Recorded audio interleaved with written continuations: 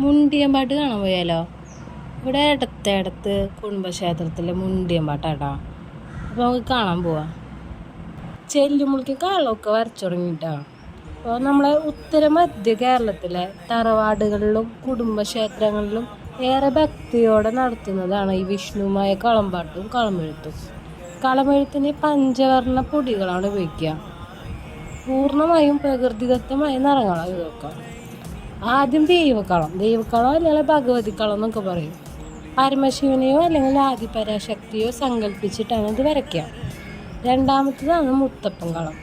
മുത്തപ്പൻ കളം എന്ന് പറഞ്ഞാൽ വിഷ്ണുമായയുടെ കൂടെയുള്ള പ്രധാന സഹോദര സ്ഥാനീയന്മാരിൽ മൂത്ത ചാത്തനാണ് മുത്തപ്പൻ. അതുകൊണ്ട് തന്നെ മുത്തപ്പൻ കളം വരയ്ക്കണം നിർബന്ധമാണ്. പിന്നെ മൂന്നാമത്തെ കളമായിട്ടാണ് വിഷ്ണുമായ കളം വരയ്ക്കുക. പ്രധാന കള തന്നെയാണ്.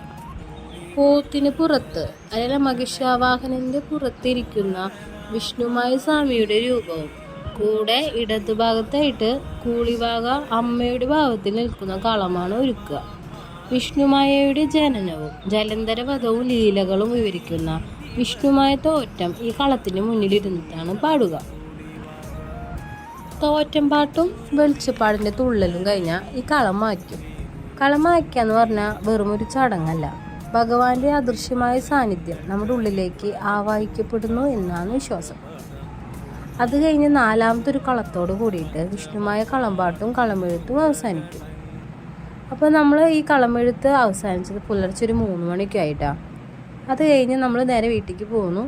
അപ്പോൾ ഇനി നമുക്ക് അടുത്ത വീഡിയോയിൽ കാണാം കേട്ടോ. ബൈ.